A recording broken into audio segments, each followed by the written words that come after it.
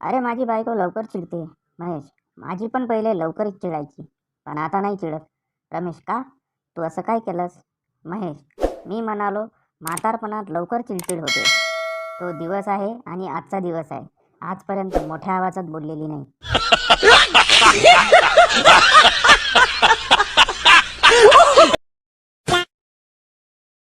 नवरा, self control तुझ्याकडून शिकायला हवा. बायको, ते तर आहेच, पण कशावरून तुम्ही हे बोलताय? नवरा, शरीरात एवढी शुगर आहे, पण काय मजा आलाय की जिभेवर येईल.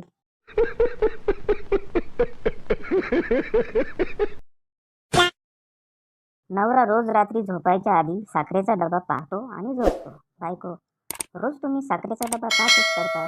नवरा, डॉक्टरांनी मला रोज शुगर चेक करायला सांगितलेली आहे.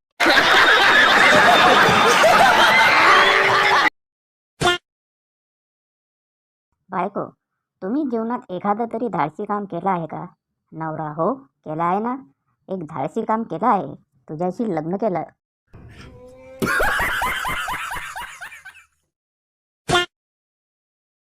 देशपांडे त्यांच्या वकिलांकडे जातात. देशपांडे, मला घटस्फोट घ्यायचा आहे. गेल्या 6 महिन्यापासून बायको माझ्याशी बोलत नाही. वकील, एकदा शांतपणे विचार करा. पुन्हा अशी बायको मिळणं फार कठीण आहे. मस्त जोक मारा रे, या हस रे हलकट हस.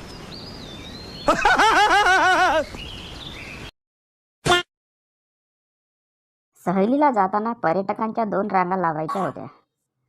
सिनियर सिटीजन आणि हनीमून कपल्स. ट्रिप मॅनेजर पण हुशार होता. ट्रिप मॅनेजर, हाताला मेहंदी लावलेले उजव्या बाजूला या आणि केसांना मेहंदी लावलेले डाव्या बाजूला या.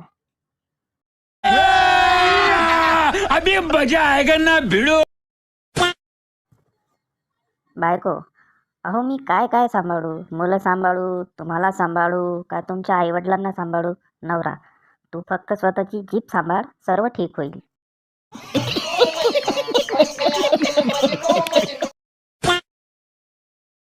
जज, तुझ्या पगारातील अर्धी रक्कम पोटगी म्हणून बायकोला द्यावी लागेल. हे ऐकून मन्या खूप खुश होतो. जज, एवढा खुश का झालास? मन्या, आधी पूर्ण पगार घ्यायची.